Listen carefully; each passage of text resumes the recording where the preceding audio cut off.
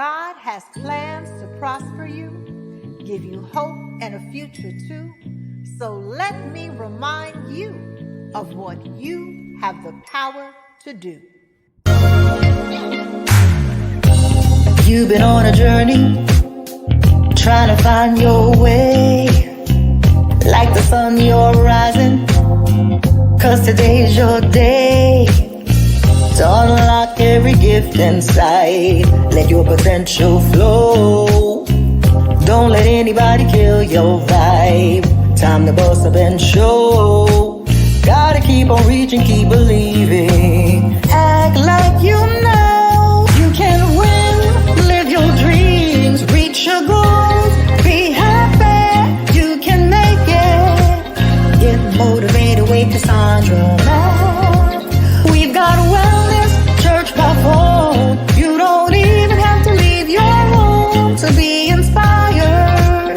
To rise a little higher with Cassandra. They said you'd never make it, but you're still here. Kept on pushing through all your doubts and fears. Never let a hater see you sweat. Remember who you are. When they go low, let them reap what they sow while you go far. Gotta keep on reaching, keep believing. Baby, shine like a star. You can win, live your dreams, reach your goals. Be happy, you can make it. Get motivated with Cassandra. If you got haters, they gon' hate. Keep your head up and just be great. It's your season, your winning season with Cassandra.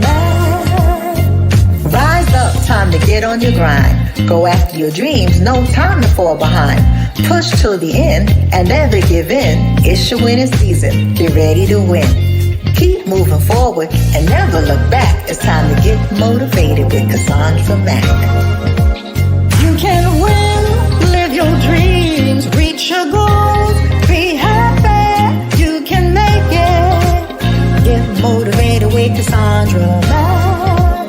We've got wellness, church by phone. You don't even have to leave your home to be inspired. To rise a little higher with Cassandra Mack.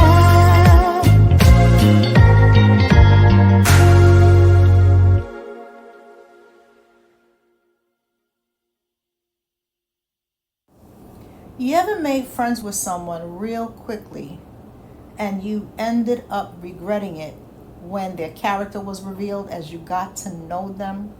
Now, sometimes we can make friends with someone in a quick way and it ends up being wonderful. You and that person are kindred spirits. But that's not what we're talking about in today's video. Today, we are talking about 5 types of people that discerning men and women keep their distance from and don't make friendships with. And the Bible, believe it or not, gives us guidance on the type of people we need to be wary of, emphasizing the importance of discernment in relationships to protect one's faith, to protect one's character.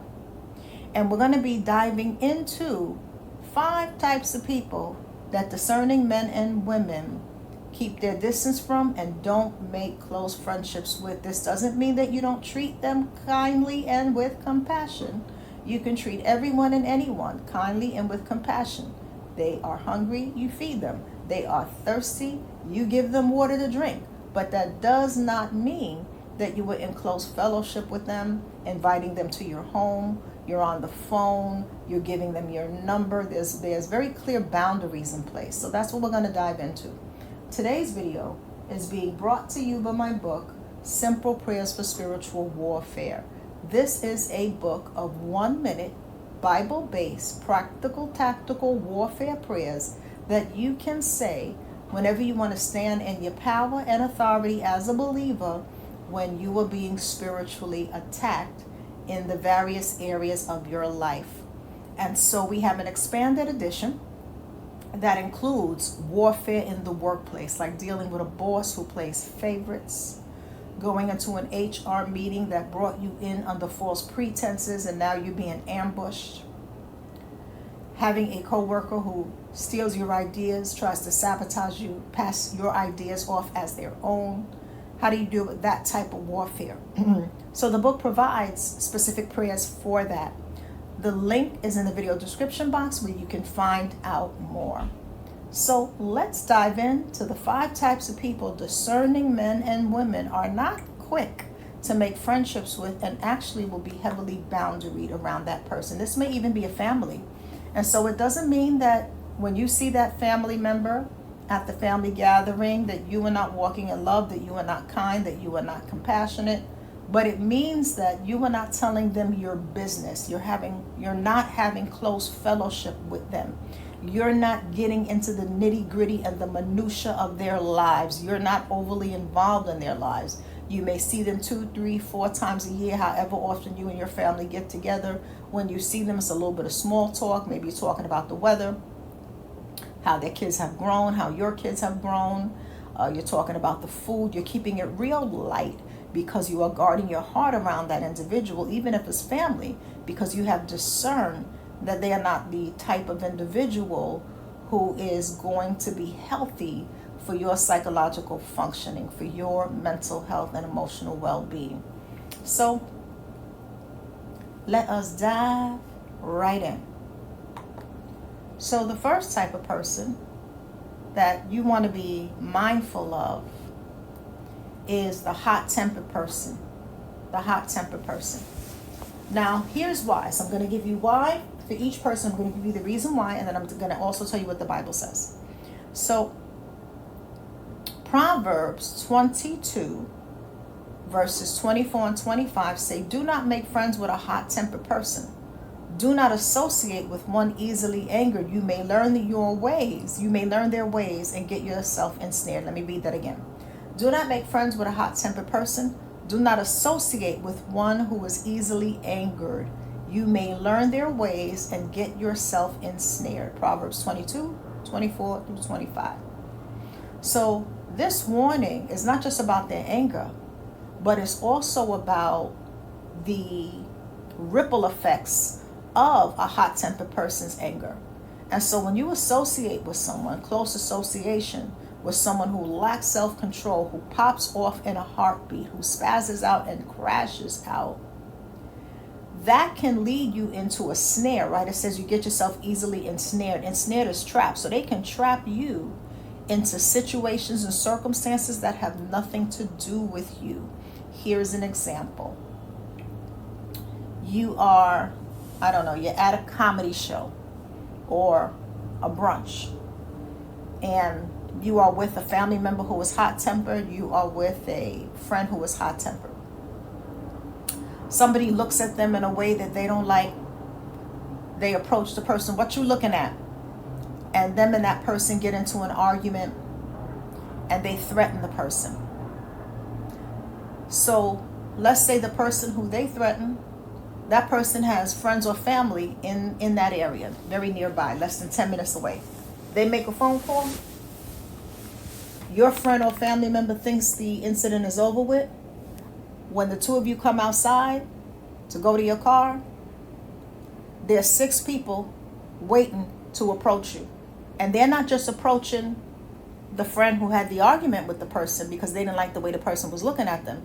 They're approaching both of you in an aggressive and a hostile manner.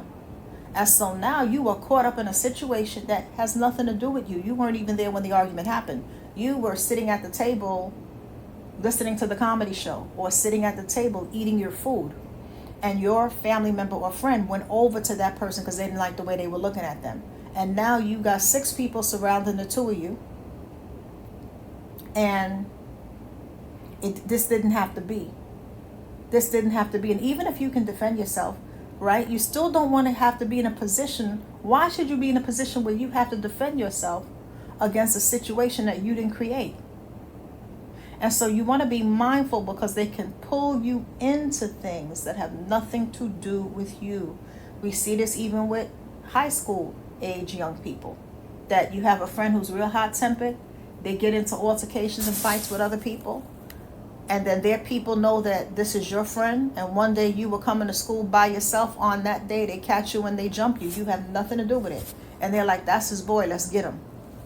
And you are a mild-mannered person that has nothing to do with that, but the fact that they associate you with that person and they can't get to them, they're getting to you to get to them. So you want to be really mindful. There's a reason the scriptures tell us the things they tell us, so that we are discerning. And so this is not a issue of looking down on someone. This is an issue of your safety. This is an issue of keeping you out of jail, because you never know, even when you're defending yourself, how an altercation, particularly a physical one, is going to turn out. You don't know. You don't know if you hit them a certain way, they fall down, hit a main artery. You didn't intend to kill them, but it worked out that way. This is why a lot of people go to jail for manslaughter. They didn't mean to kill the person. It was a fight that took a wrong turn. So you got to be mindful of the hot-tempered person. Second type of person that discerning men and women do not make close friendships with. Doesn't mean you don't say hi and bye, right? You got to maneuver your environments. And part of maneuvering your environments is being able to get along with different people. But getting along doesn't mean friendship. Getting along means that we don't have any conflict between us, any active conflict between us. But it doesn't mean we're friends. And so think about neighbors that you know, that you say good morning, I like your flowers, whatever you say. You keep it real light. There's no conflict between you and that neighbor. But maybe you have never stepped foot in their house. They've never stepped foot in your house. Y'all are, no problems between the two of you, but you're not friends. And so this is what I mean by you can keep it cordial, you can keep it classy, but you definitely want to keep it distant when you notice these characteristics. So second is the gossip. So here's what the scripture says about the gossip. Proverbs 20:19 says, a gossip betrays a confidence. So avoid anyone who talks too much. So the scripture is telling you, avoid anyone who talks too much. So when you notice a person has diarrhea of the mouth and they cannot hold water, you have to be mindful of that person, because a gossip betrays a confidence. They have a gossiping tongue. And so you may tell them something that is personal, or you let them into your inner world. Maybe you're not even telling them, but because they're coming to your home and they're seeing your habits, you're coming in, you're going out, so in terms of in your home, they can see certain things, right? They can see if you are disciplining your children because your children are doing something they had no business doing, and that person was in your house when that happened. So you want to be mindful of that, because a gossip betrays a confidence. So you want to avoid anyone who talks too much. And one of the ways that you will be able to quickly discern a gossip is not only when they're gossiping about other people, because sometimes that doesn't happen right away, but sometimes what will happen is that they have no filter and no boundaries with their own business, and they are telling you things. They don't really know you that well, and then they get upset when you won't share equally because they've shared. And in reality, you don't owe anyone. That is a choice they made. But you don't owe someone telling them something personal about you because they chose to disclose something personal about themselves. That's a choice they made. That's not a choice you made. So they talk too much, and you want to be mindful of that. Again, it doesn't mean that you are not kind when you see them. Good morning, how you doing? How's everything? But you also know what it is, so you have to keep that in the back of your mind.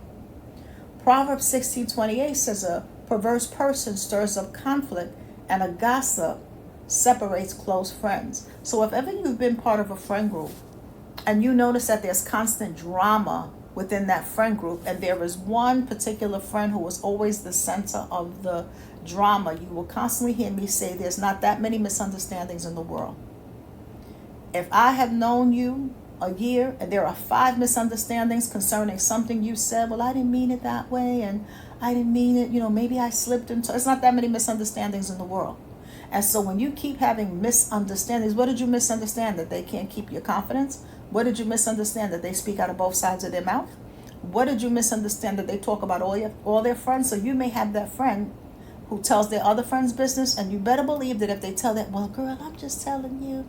Girl, I'm just telling you. They're not just telling you. If you compare notes with those other friends, you will realize they're saying the same thing to those other friends about you. So you got to be mindful of that.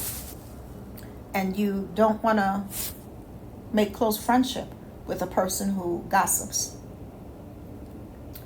Third type of person that discerning men and women keep their distance from is the liar, the pathological liar, right?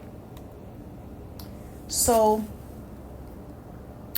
here's what it says in Colossians 3:9.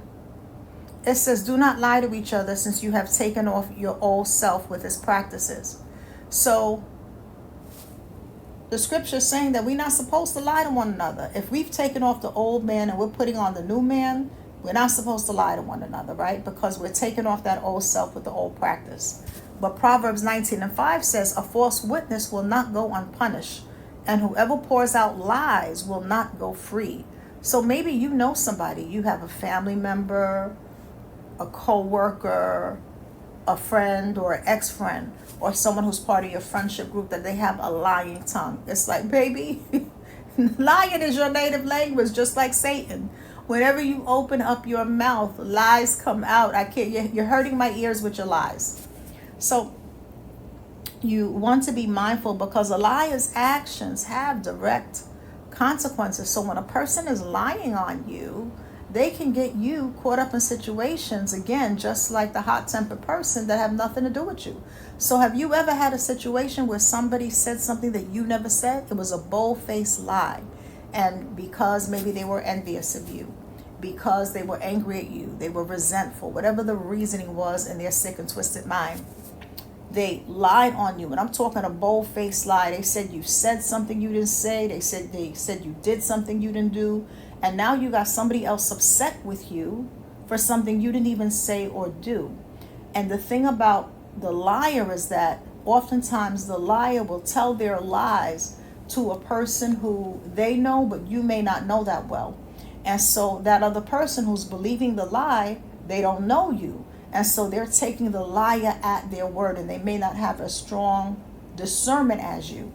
And the thing is that now you have people not speaking to you for something you didn't even say. This happened to one of my clients at her job. It was another young woman who right off the bat hated her on sight. And my client is smart. She's a go-getter, but she keeps to herself. You know, she goes to work, mind her business, do what she got to do, and go on home. Pretty young lady. And there was one woman who right off the bat just could not stand her and was aggressive to her, and very condescending, spoke to her like she was just 5 years old, spoke to her like she was, and we shouldn't be speaking to 5-year-olds like that, but I'm just using that as an example. We shouldn't be speaking to anyone like that. Let me be very clear. But she was talking to her just crazy, and talking to her like, she couldn't understand. And it just escalated from there.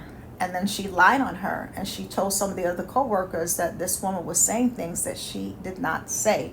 And because she is new at the job, the co-workers know the other woman over her. But as time went on, there were 1 or 2 other co-workers that had other run-ins with the liar, and they went back to apologize like, oh, I never knew that she was a liar like that.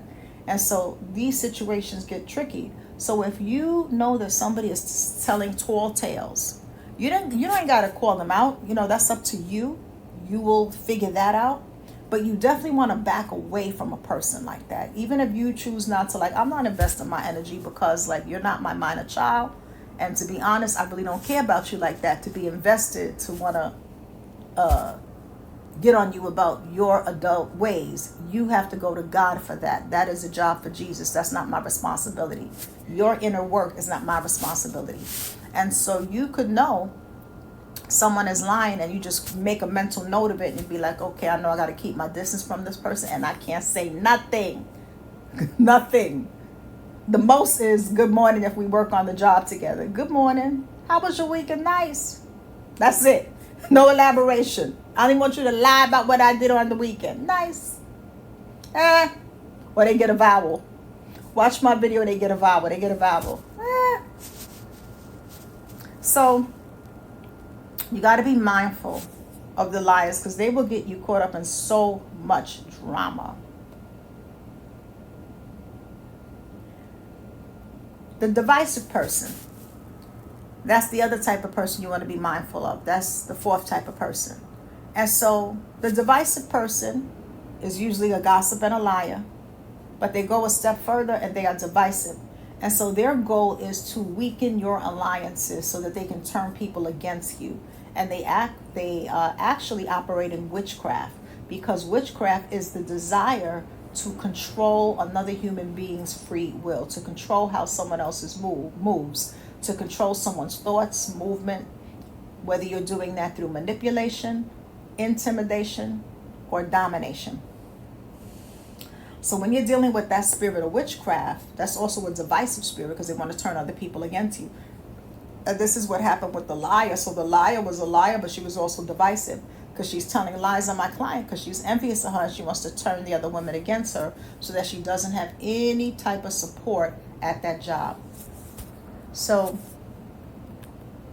we want to be mindful of that. So this is what Titus 3:10 and 11 says. It says, warn a divisive person once, and then warn them a second time. After that, have nothing to do with them. You may be sure that such people are warped and sinful. They are self-condemned. So look at what the scripture's saying. Like, if you choose to have a conversation with them, you can give them one warning. Maybe you can give them 2 warnings if they just don't get it. But after that, what does it say? Does it say keep trying? No, it says have nothing to do with them. See, a lot of times people will try to make the Bible say something it doesn't say. And that's not walking in love. Sometimes the most loving thing you could do is keep your distance from a hypocrite, a liar, and a gossiper, and a divisive person, so that you don't get snared by their sinful ways. That's an act of love. That is an act of love. Because love is also protective. Love protects. And so you're protecting yourself, but you're also protecting the other person, believe it or not, with your distance, because it protects the situation from escalating.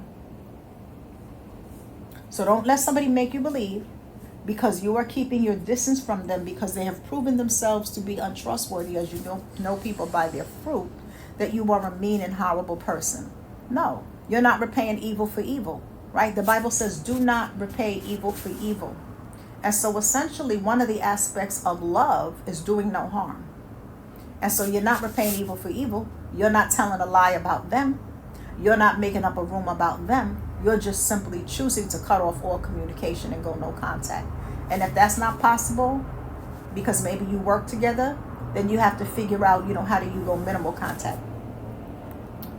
So that's someone else that you want to be mindful of. And then the last type of person is the person who corrupts your character. Now here's the thing, right? The Bible tells us bad company corrupts good character. The scripture is 1 Corinthians 15:33. It says, do not be misled. Bad company corrupts good character. And so sometimes what happens unknowingly, or unintentionally is a better word, is you could be around a friend group, and maybe you are the type of person that does not gossip, but the friend group is ragging on somebody, and you may feel pressured to say something not nice because you're around that group. And so if you find that you are being pressured to say and do things that you know are not right, it would be better to begin to distance yourself from that individual or that group, because bad company corrupts good character.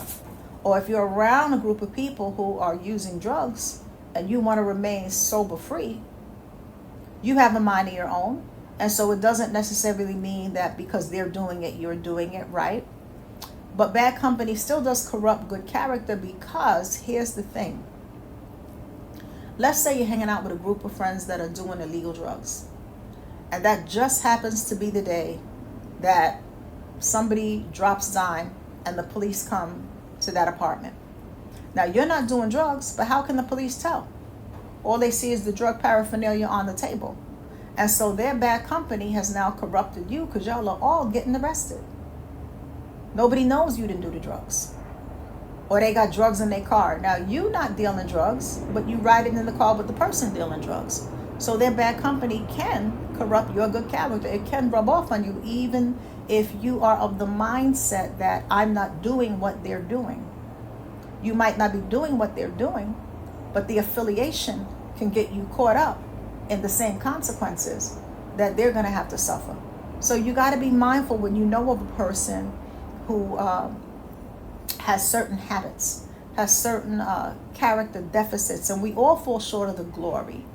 But there are certain things that you know, like, this is not the path I want to go down. Amos 3:3 says, can two walk together except they be agreed?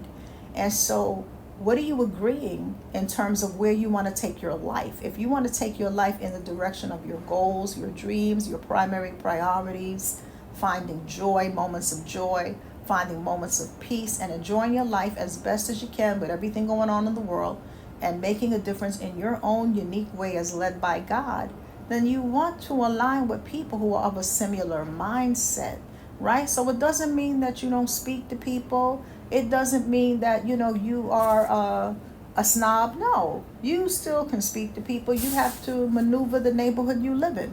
You have to maneuver your surroundings, right? But at the same token, it doesn't mean that you have to accept invitations to gatherings where they're going to be participating in activities that are just not your cup of tea. And people may call you names. People may call you a snob. People may say you never have time for them. People may say you think you're better. You can't really worry about that. What other people think of you is none of your business. I really don't care what people think about me. And so they can think what they want to think. What's most important is, what do you think about yourself? And what does God say about you? And don't be afraid to walk alone. Don't be afraid to walk alone. And sometimes you'll have a season when you are shifting away from one group of friends, or when you are shifting away from certain family members, and you are ascending spiritually. You're going to be outgrowing a lot of people. And as you are outgrowing a lot of people, you don't need to have conversations like, I'm outgrowing you. No, that's not necessary. You are just moving forward. And the more that you're focused on whatever your primary priorities are in this season, the less availability you have for things that are just not a priority for you. And it doesn't matter how the person feels about it. It doesn't matter if they're annoyed, if they're frustrated, if they're offended, if they don't like it. None of that matters. So when you are focused on what it is you're doing, you're just not going to have the availability and the time. It doesn't merit a conversation that's going to pull you from your emotional energy that you need to reserve for your priorities, for your creativity. They're not even a priority for you, so it doesn't merit a conversation. It doesn't matter how they feel about it. You are focused on the things that you're doing. And so I hope that this has really helped, because when you are discerning, you need to discern these aspects about people so that you're not making close friendships with someone who it would be better to just kind of keep it real light. You don't need to be enemies. You don't need to burn bridges and make unnecessary enemies, but you don't have to be BFFs either. Like the example I gave you with the neighbor. You see one another, or someone you see in your neighborhood. You might see the same people in your neighborhood. You're walking your dog, you're going on your morning run, you're going on your commute to work, and you see the same people. You nod good morning, you smile, you might make 2-second small talk, and then you go on about your day, right? That's how you are to treat that person. And if you saw that person in distress, you will call 911. So that is an act of love. But it doesn't mean that you're going to move them in your home.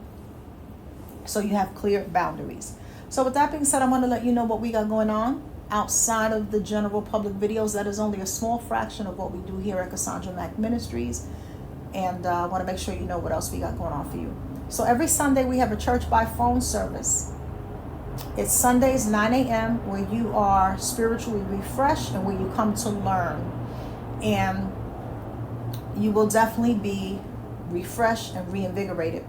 You can find out more by going to the link in the bio for our ministry website, CassandraMackMinistries.com, CassandraMackMinistries.com. From our website, you can get the phone number and the times. And it's every Sunday, 9 a.m. Eastern Standard Time. If you are outside of the USA, I believe that you can access the web-based feature that's also on the website. So once you go to CassandraMackMinistries.com and you click on the tab that says Church by Phone, you'll see how you can access it by phone if you're in the USA, or by the web-based feature if you are outside the USA. So that's totally free. It's open to the public. So come get spiritually refreshed. This Sunday, the topic's going to be how to walk in love with someone you can't stand? How do you walk in love with someone that makes your blood boil? And it's not about being fake. It's not about being phony. It's not about pretending that you're BFFs when you're clearly not. But how do you do no harm? So that's what we're going to be diving into this coming Sunday. So I got some workshops coming up. For those who would like to attend, these are ticketed events. They are Zoom workshops, so you are required to be on camera. The first one is October 18th, and it is how to decode your dreams. So if you are spiritually sensitive and you see things in the spirit, maybe you have dreams, you have visions, and you want to be in a safe space with other people who are also spiritually sensitive, we're going to be talking about that. You know, God speaks to people in dreams and visions. That's one of the ways he speaks throughout the Bible as well. He spoke to Abraham in a vision, telling him that he would have more descendants than stars in the sky. He spoke to Joseph in a dream and gave Joseph the ability to interpret dreams. And God still speaks to people in visions and dreams today. So we're going to be diving into that. What does the symbolism mean in your dreams? How do you figure that out and decode that? How do you steward your dream? What does God want you to do with your dream? So that's what we're going to be talking about. And you will also get a workbook for each of the workshops. It is a digital workbook that comes to you by email as a PDF file. The second workshop is happening November 8th, and it is our vision board workshop that we do annually. Each year we do a different variation of it. This year we're doing the 5-fold vision board workshop. Last year we did a 5-fold vision board workshop for ministry, for those who wanted to move forward in ministry. This year we're doing a 5-fold vision board workshop based on the Genesis 1:28 mandate. So a lot of people ask, or people do ask, if vision boards are biblical, and my answer is it depends who's teaching it and what principles they're teaching it from. So if someone is teaching from the occult and from New Age, then obviously that would not be biblical. But my workshop is based on Habakkuk 2:2 in the Bible. Write the vision and make it plain so that he who reads it may run with it. So when you're creating a vision board, what you're essentially doing in my workshop, I can't speak for nobody else, is that you are writing the vision through the pictures that you select, through the scriptures that you select, through the quotes that you select. So you're writing that vision out and you are making it plain. And the tablet that you're using, back in the days they made it plain on tablets. So the tablet that you're using is oak tag paper or loose leaf paper or a cork board. In this one, we're going to be using binders, loose leaf binders. And so that would be equivalent to the tablet, because we don't use tablets today in terms of stone tablets. So that's what we're going to be doing in this workshop. And we're really going to be leaning into the Genesis 1:28 mandate, which you can read on your own.